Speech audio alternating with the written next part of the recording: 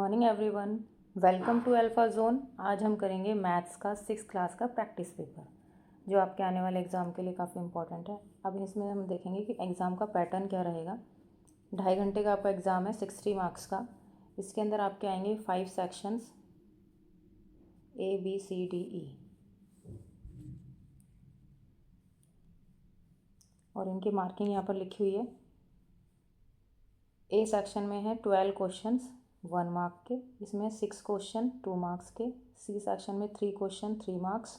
D section 3 question 5 marks. E section 3 question 4 marks. ठीक है, next हम चलते हैं सेक्शन ए। सेक्शन ए में कितने क्वेश्चन है? 12 क्वेश्चन है। चलो हम सॉल्व करते हैं क्वेश्चंस को। क्वेश्चन नंबर 1 रीड करेंगे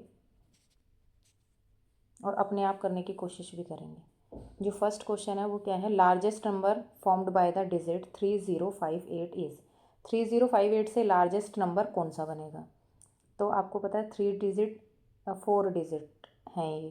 तो सबसे पहले 8 लिखेंगे, फिर 5 लिखेंगे, फिर 30। तो यह क्या नंबर बन गया? 8530।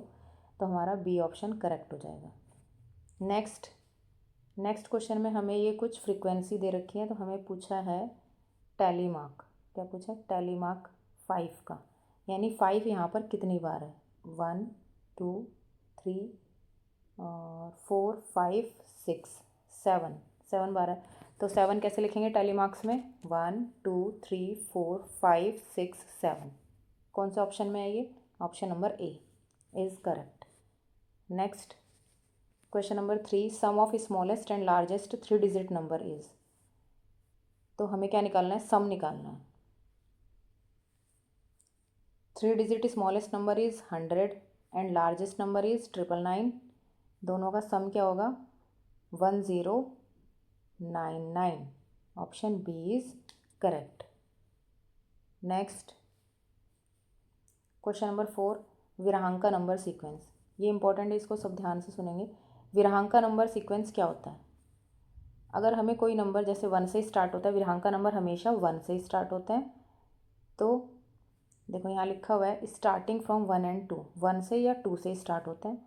तो अगर 1 से स्टार्ट हो रहे हैं, क्योंकि हमारे ऑप्शन में 4 ऑप्शंस में 1 है, इसलिए 1 वाला हम चेक करेंगे। 1 से स्टार्ट होगा, 1 के बाद कौन सा नंबर आएगा कैसे देखेंगे हम? 1 के अंदर 1 से पहले कोई नंबर नहीं है, इसलिए 1 के अंदर 1 ऐड करेंगे, आएगा 2। नेक्स्ट लास्ट के 2 नंबर्स को हम ऐड करेंगे, 2 और 1 को ऐड करेंगे 3।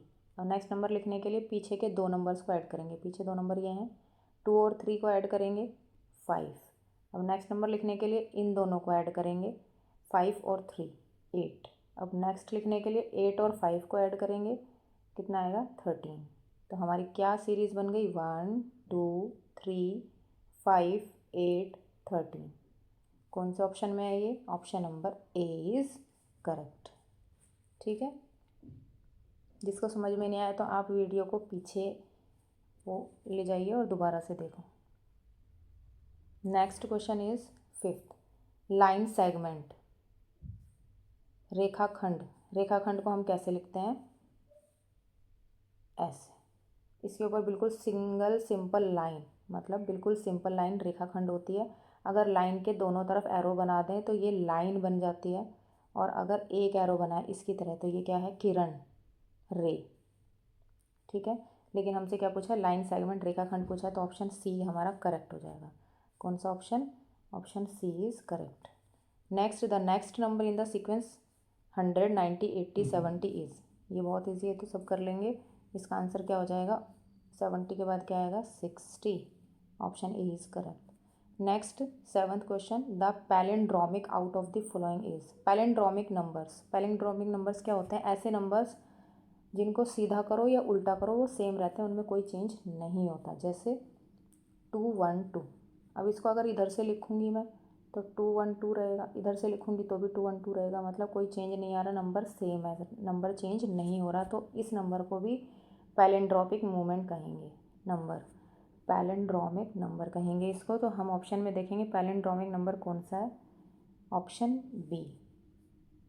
कौन सा है? Option B. देखो 71317, अगर इसको पीछे से लिखेंगे 71317। ठीक है, पीछे से लिखो आगे से लिखो सेम ही है, तो ये कौन सा है, पैलिंड्रोमिक नंबर है। नेक्स्ट है twin prime of 13। Twin prime of 13 कौन सा है हमारा, जिसका ट्विन प्राइम ऑफ 13 के अंदर क्या होता है, ट्विन मीन्स टू, मतलब इसके पहले वाला हो सकता है, या फिर इसके मतलब इसमें से -2 करो तो 11 आएगा, +2 करेंगे तो 15 आएगा, और इनके बीच का डिफरेंस 2 हो सकता है। तो इसके अंदर आंसर क्या हो जाएगा, 15 ऑप्शन में नहीं है तो हमारा आंसर हो जाएगा सी। 13 का प्राइम नंबर मतलब ये क्या है, twin prime 11। Twin prime 100 degree का कौन सा है, आपको इन चारों में से देखकर चूज़ करना है 100 डिग्री का कौन सा है, बिल्कुल ध्यान से देखना है और देखना है कि कौन सा है। तो option A B C D, 100 degree का एंगल किस में बन रहा है, 100 डिग्री बन रहा है ऑप्शन डी। ऑप्शन डी में थोड़ा अलग है, तो ऑप्शन ए में बन रहा है, ठीक है। तो ऑप्शन ए इज़ करेक्ट, 100 नहीं, ऑप्शन ए, हाँ option A is correct. Next, which of the following can be shown as a square, कौन से नंबर से स्क्वायर बनेगा, मतलब कितने डॉट्स से स्क्वायर बनेगा। 2, अगर 4 डॉट लगाते हैं और इनको ज्वाइन करते हैं क्या बन गया, स्क्वायर। कितने डॉट से बना है, 4 डॉट से, तो इसका आंसर क्या हो जाएगा, सी इज़ करेक्ट। नेक्स्ट, अ रे हैज़, रे क्या होती है, जिसका एक एंड पॉइंट होता है और ये आगे आगे बहुत आगे जाती है, तो इसका हमें नेक्स्ट पॉइंट हमें नहीं पता, सिर्फ एक ही एंड पॉइंट होता है इसका एक, तो इसका आंसर ए करेक्ट हो जाएगा, has 1 end point. Next 11th question, important है ये भी।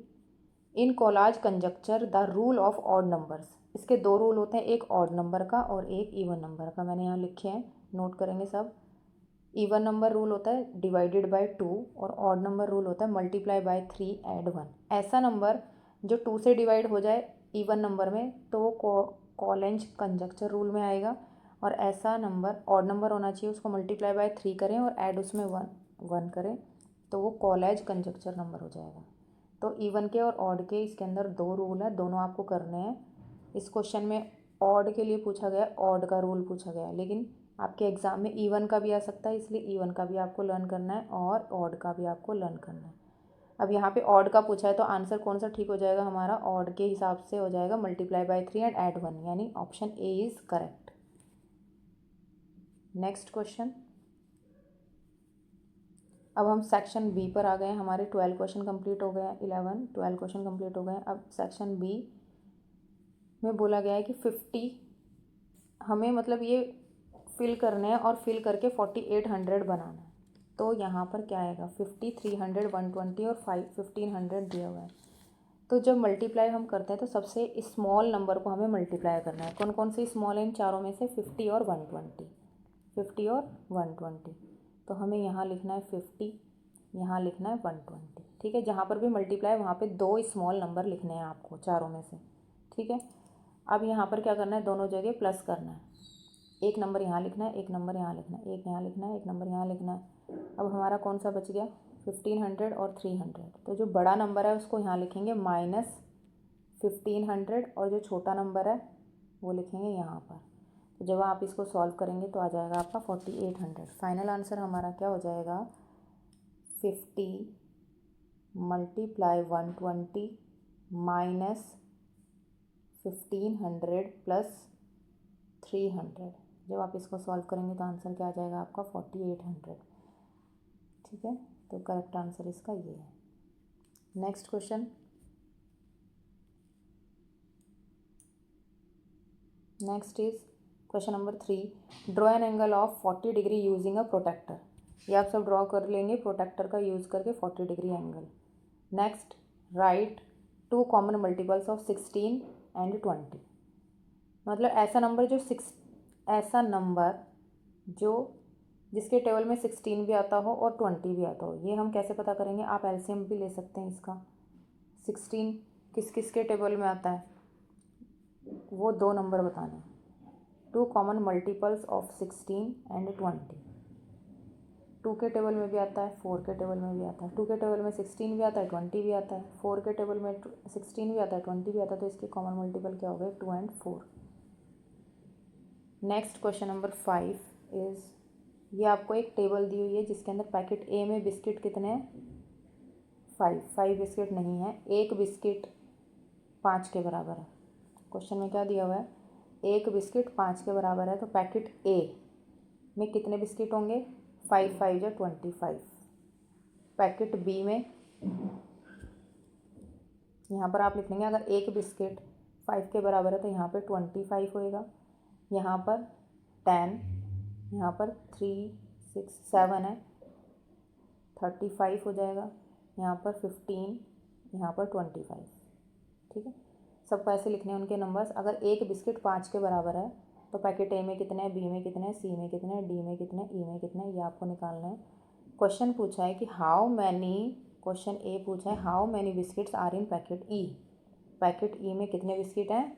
25। तो ए का इसका आंसर क्या हो जाएगा? 25। Next, which packet has more number of biscuits and how many.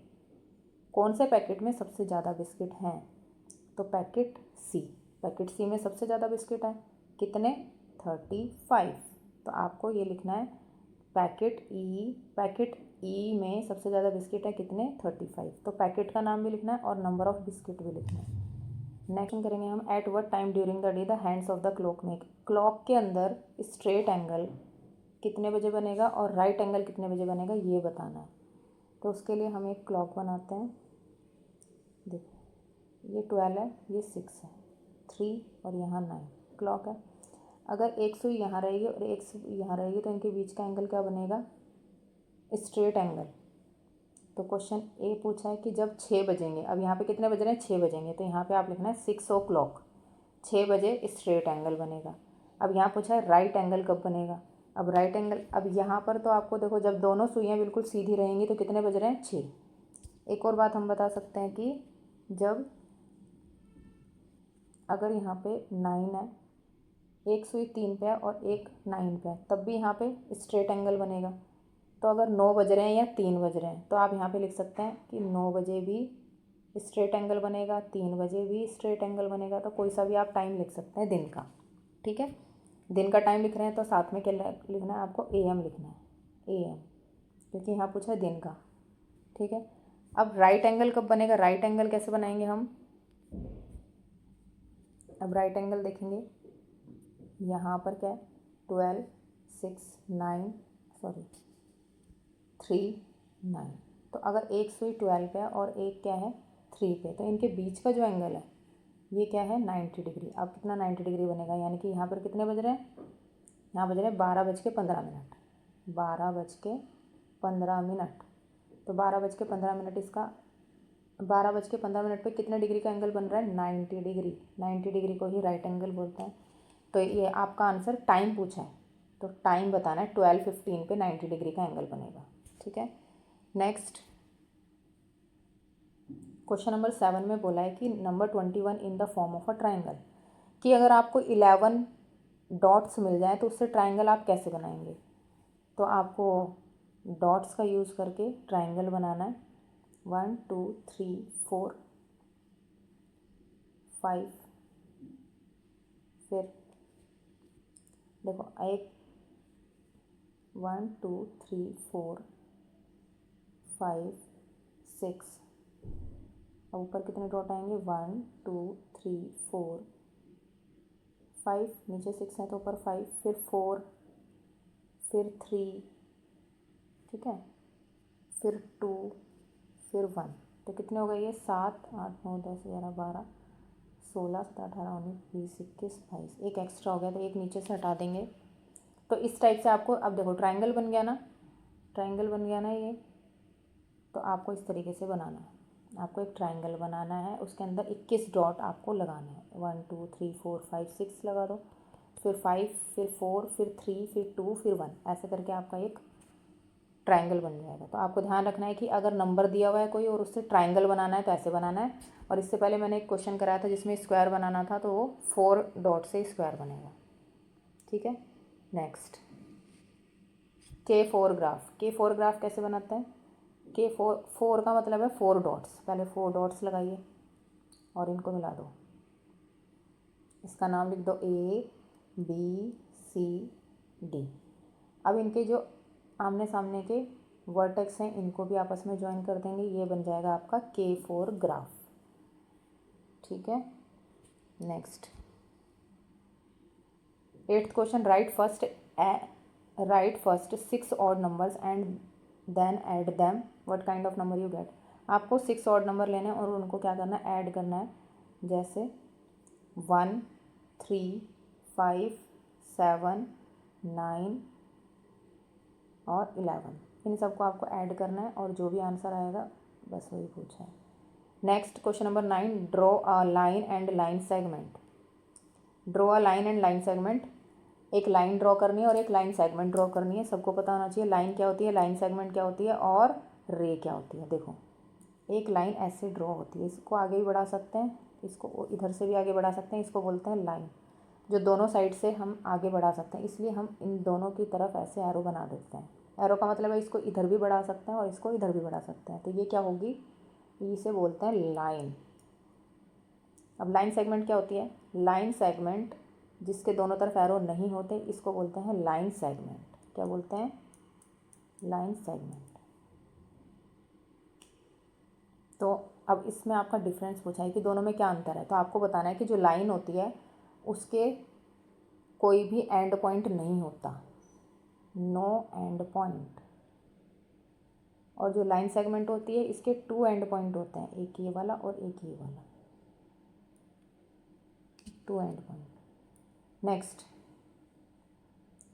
Next क्या है कि Chandan gave a party to his friend on his birthday, the following table shows the colour of the dress worn by the children in the party.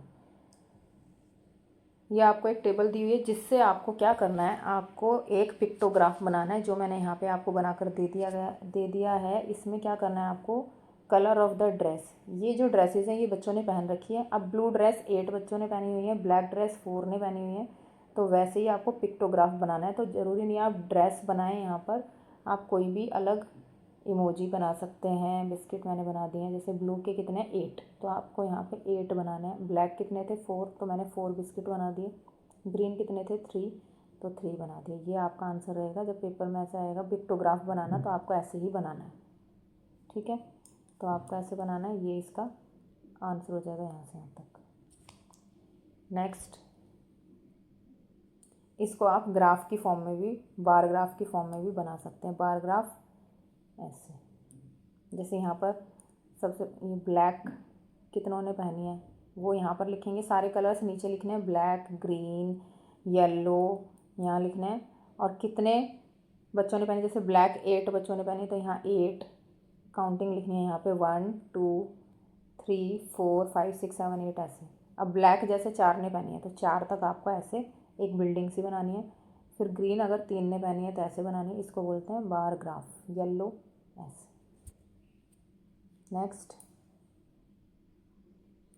Next D section पे आ गए हम। तो next D के बाद कितने क्वेश्चन हैं हमारे, बस ख़त्म होने वाले हैं हमारे, 3-4 क्वेश्चन रह गए हैं डी और ई सेक्शन के, तो ये हम करेंगे नेक्स्ट वीडियो में। सभी बच्चे इनकी प्रैक्टिस करेंगे और सारे क्वेश्चन इंपॉर्टेंट हैं आपके एग्ज़ाम के लिए, सारे क्वेश्चन करने हैं। Thank you for watching.